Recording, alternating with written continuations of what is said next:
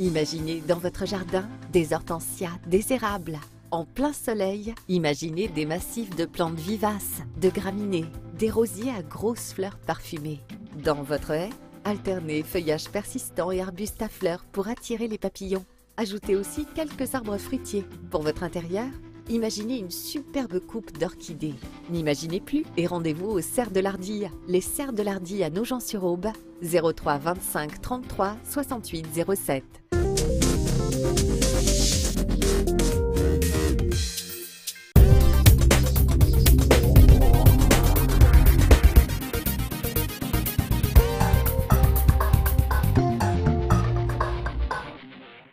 Voilà, c'est la dernière émission ici à la fête de la choucroute de Brienne-le-Château. On retrouve Alexandre, vous êtes l'heureux vainqueur du trophée Passion Éleveur organisé par Terres et Vignes. Qu'est-ce que ça vous fait ce soir d'avoir été récompensé? Je suis content, mais j'ai aucun mérite.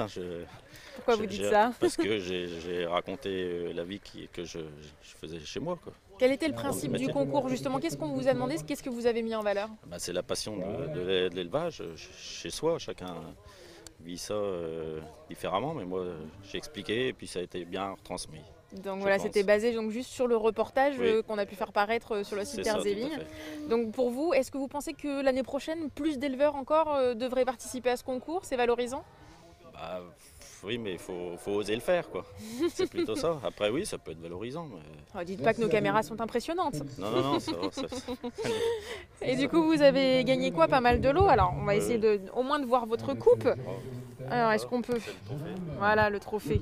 Le trophée. Il est très beau, c'est une première édition. Vous savez où vous allez le mettre? À côté des autres, avec mes vaches, les trophées de mes vaches. Donc finalement, elles auront leur trophée, vous aurez le vôtre. Très bien. Merci beaucoup Alexandre et bonne continuation. Merci, au revoir. Et voilà, aujourd'hui, il y a eu des récompenses pour ces superbes vaches Primolstein, mais aussi pour les éleveurs. François, pourquoi Terres et Vignes a voulu mettre en valeur aussi l'homme au-delà de l'animal qu'il élève?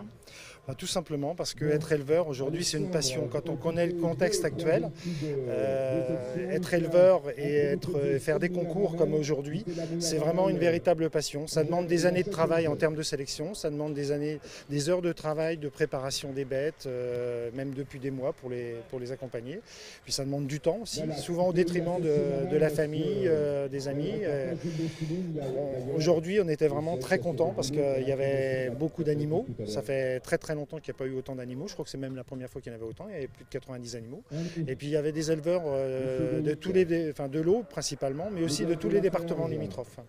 Et donc je trouve que c'est de mettre en avant cette passion, c'est montrer que les éleveurs ce sont avant tout des hommes et des femmes et qu'on mérite toute leur attention. Et du coup là c'était sur base de reportages un petit peu portraits où ils se dévoilaient. Donc on les a vus les reportages en début de journée. Il y avait Corinne, donc il y avait Alexandre évidemment.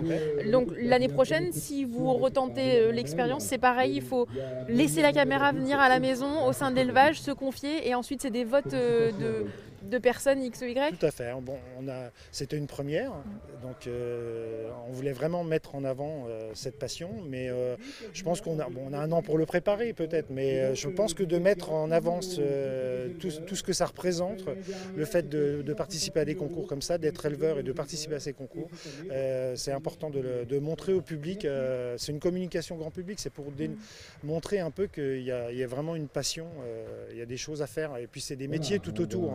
Vous avez vu, il y a des inséminateurs, il y a des personnes pour l'alimentation du bétail, pour le suivi, des vétérinaires. C'est tout un tas de métiers, des techniciens. Donc, en fait, c'est vraiment le monde agricole au sens large, le monde rural. Et justement, ce monde rural et agricole est mis en valeur ici à la fête de la choucroute. C'est important. Oui, tout à fait, parce que la foire de Brienne, c'est une foire historiquement agricole, mais le fait qu'on maintienne encore un concours de ce niveau-là, parce que c'est un concours de très haut niveau, la preuve c'est qu'on arrive à faire venir un juge italien quand même dans le département de l'Aube à Brienne pour juger, donc c'est quand même il était assez surpris de la qualité du concours et je crois que c'est important qu'on mette en place des actions comme ça sur des événements importants du département pour montrer que l'agriculture et les agriculteurs sont vraiment des acteurs du territoire. Voilà, au ça sens c'est large. important. Demain, il y a un autre concours de génisme, c'est ça, dimanche Oui, matin? tout à fait, voilà, c'est ça.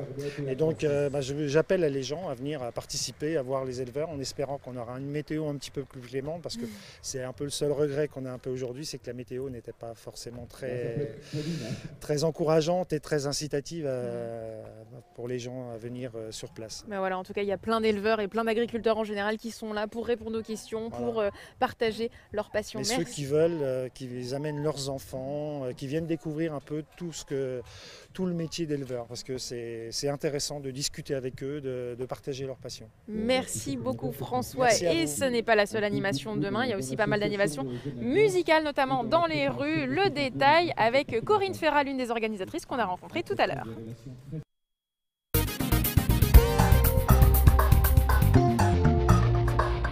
Alors on est maintenant avec Corinne, vous êtes la présidente du comité des festivités et loisirs de Brienne. Alors effectivement, cette fête c'est pas que le samedi, c'est aussi le dimanche. Qu'est-ce qu'on peut faire demain pour ceux qui ne seraient pas venus aujourd'hui ou qui seraient venus mais qui voudraient voir autre chose? Alors vous allez retrouver un petit défilé à partir de 14h30 qui va partir de la place de la Foire aux Bêtes. Là vous aurez 5 groupes musicaux. Donc, un groupe de folk rock, un show band avec xylophone, un groupe très carnavalesque avec pour thème la Commedia dell'arte. Ensuite un groupe très très coloré au niveau des costumes. Et puis en fin de défilé un dinosaure en ballon avec 20 heures de travail pour gonfler les ballons qui clôturera le défilé. Quel est l'intérêt? Pourquoi il y a un défilé comme ça? C'est vraiment marquant à la fête de la choucroute? Oui, ça existe depuis très très nombreuses années. Bon, maintenant il est un petit peu plus petit que les années précédentes parce que les groupes viennent de l'étranger, d'assez loin. Bon, c'est un coût. Donc voilà, on a diminué. On essaie de garder en une petite quantité, mais une qualité de groupe que l'on ne voit pas ailleurs. Ça toujours. Et évidemment, il y a toujours les exposants, la choucroute. Ah oui, bien sûr. Oui, il y a toujours les exposants, la choucroute, la restauration, les buvettes de champagne, les beignets de choucroute. Voilà. Il y a vraiment pas mal de choses à faire. Vraiment encore. sur les 2 jours. Bon, avec effectivement le dimanche un petit peu plus d'animation. Très bien, merci beaucoup Oui, je vous en Corinne, prie. merci à vous.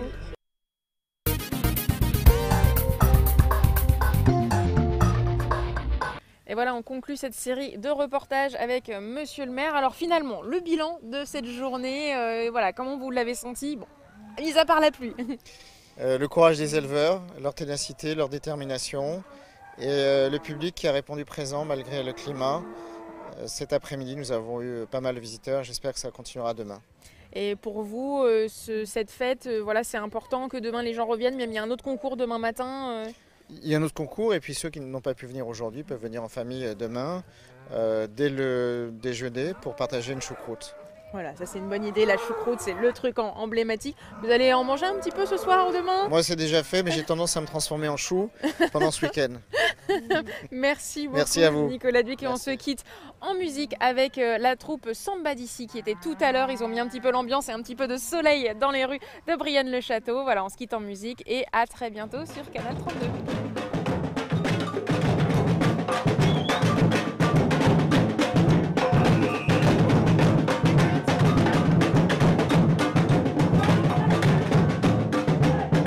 Nous sommes la troupe Samba d'ici, à peu près une dizaine de musiciens, entre 10 et 15 musiciens qui jouent le rythme samba avec des instruments typiques du Brésil. Voilà, ça fait à peu près 10 ans qu'on vient sur Brienne.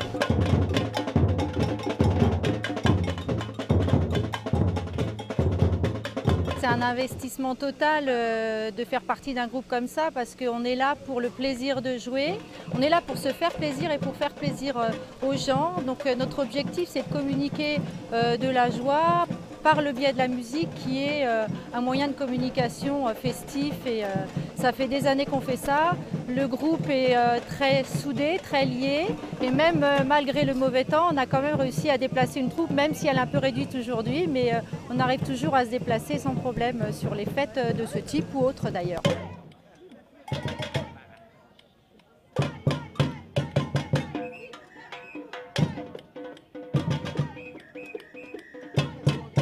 Je les choisis tous les ans quand ils viennent parce que c'est un petit peu mes petits chouchous.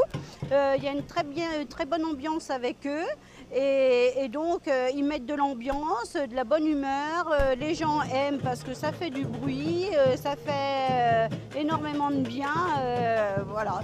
Et donc c'est pour ça que j'aime bien avoir ce groupe, j'aime bien cette ambiance et c'est pour ça que ça fait 37 ans que je le fais.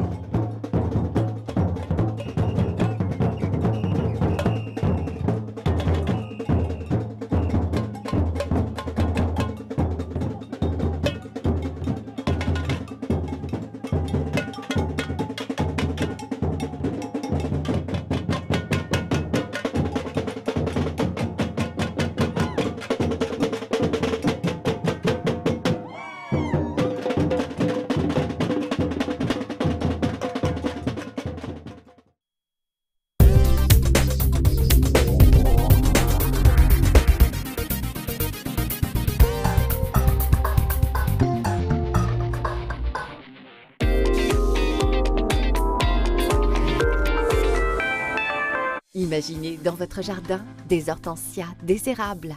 En plein soleil, imaginez des massifs de plantes vivaces, de graminées, des rosiers à grosses fleurs parfumées. Dans votre haie, alternez feuillages persistants et arbustes à fleurs pour attirer les papillons. Ajoutez aussi quelques arbres fruitiers. Pour votre intérieur, imaginez une superbe coupe d'orchidées.